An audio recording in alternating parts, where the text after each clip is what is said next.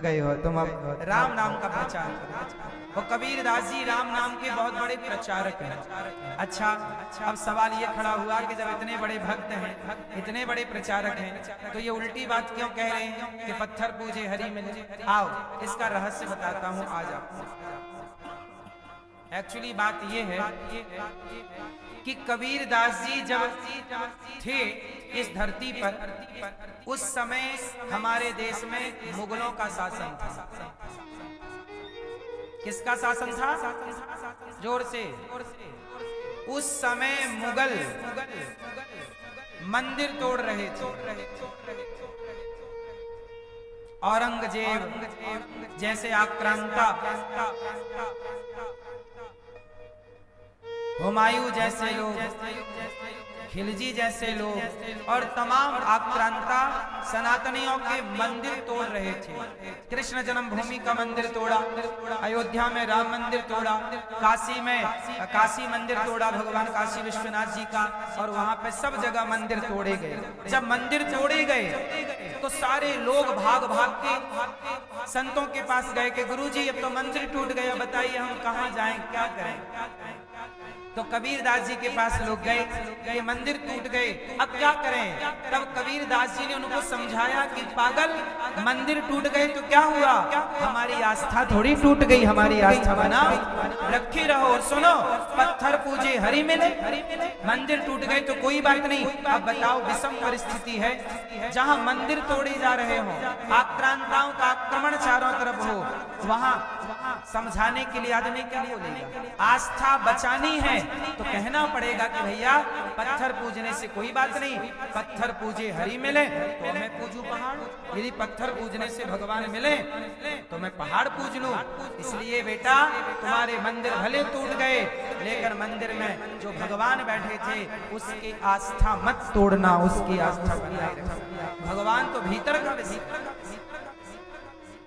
तो ये उस काल खंड में हुई घटना के बाद समझाने के लिए कबीर जी ने ये बात कही। इसका मतलब ये नहीं है कि कबीर जी मूर्ति पूजा के विरोधी हैं। अब लोग पूरी बात नहीं जानते तो वो क्या बोलते हैं कि कबीर दास जी तो मूर्ति पूजा के विरोधी। काय के विरोधी? कबीर दास जी कब हुए धरती पे, उस समय की स्थितियां क्या थी? आप सर्च करना कबीर दास जी कब हुए, उस समय भारत की स्थिति क्या थी, उस कालखंड में मंदिर किस तरह तोड़े जा रहे थे, किस तरह हिंदुओं का धर्मांतरण किया जा रहा था, तलवार की नोक पर धर्मांतरण हो रहा था, गांव के गांव हिंदुओं के कत्लेआम हो रहे थे। उस समय केवल भगवान के आश्रित रहकर लोग जैसे तैसे अपनी जान बचा रहे थे। तो उनके मनोबल को बढ़ाने के लिए अर्जुन भाग रहे हैं युद्ध छोड़ के, तो भगवान उन्हें समझा रहे। अर्जुन को जो समझा, अब युद्ध से कोई भाग रहा हो तो उसे क्या समझाया जाएगा? जो समझाया जाएगा वो कृष्ण ने समझाया। और मंदिर टूट रहे थे उस समय जो समझाना चाहिए वो कबीर दास जी ने समझाया। क्योंकि हर परिस्थिति, सबकी अलग अलग परिस्थितियां होती हैं। कोई बात कही जा रही है तो किस परिस्थिति में कही जा रही है ये भी तो विचार होगा कि नहीं? बोलो हाँ या ना? किस प्रसंग की वो बात है, किस संदर्भ में वो बात कही गई, किस काल खंड में कही गई, जिस समय वो बात कही गई। क्योंकि समाज में हो रहे बदलाव का हर व्यक्ति पर प्रभाव पड़ता है कि नहीं? आज समाज में जब पाकिस्तान से युद्ध हुआ, ऑपरेशन सिंदूर चला, तो हम सब बात कर रहे थे पाकिस्तान की और अपनी सेना के बहादुरी की। बोलो, जब हमारे देश में कोरोना आया तो बात सब कोरोना की कर रहे थे। हमारे देश में एक लड़की ने अपने पति को गड्ढे में फेंक दिया, खाई से ढकेल दिया। उस समय पूरे देश में उस लड़की की चर्चा थी कि उसने पति के साथ ऐसा क्यों किया, अपने प्रेमी के लिए। तो एक घटना से पूरा देश प्रभावित हो जाता है।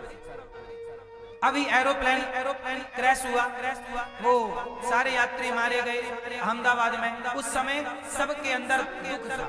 उस समय जो बात कही जा रही थी वो उन मृत व्यक्तियों के लिए वो परिस्थिति निर्मित होती है, उस समय की बात होती है। एक घटना पूरे देश को प्रभावित करती है, ये बात आप मानते हो कि नहीं? बोलो। अहमदाबाद में जो प्लेन हादसा हुआ उसने पूरे भारत को प्रभावित किया कि नहीं? बोलो। वो लड़की ने अपने पति को मार के खाई में फेंक दिया, इस घटना ने पूरे देश को प्रभावित किया कि नहीं? फिर घटनाएं केवल एक व्यक्ति की नहीं होती, वो सबके मस्तिष्क पर, मन पर प्रभाव डालती है।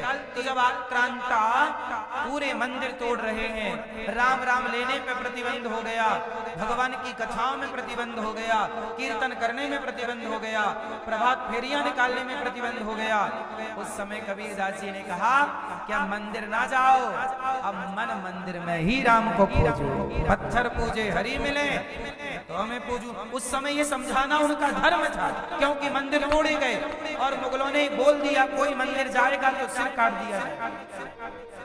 अब मंदिर आप जा नहीं सकते, तो जो मंदिर जाना छोड़ देगा और तलवार तुम्हारी गर्दन में रखी है कि चलो मुसलमान बनो, उस समय बताओ अपने सनातन को बचाना कितना कठिन है। बोलो। उस समय भी कबीरदास जी जैसे महापुरुषों ने अपनी बातों से, उस समय सोशल मीडिया तो थी नहीं, पर अपनी बातों से, अपने दोहों के द्वारा लोगों को मोटिवेट करते रहे कबीरदास जी। बोले नहीं, पत्थर गया तो गया, मंदिर गए तो गए, आस्था रखो, हम फिर मंदिर बना लेंगे।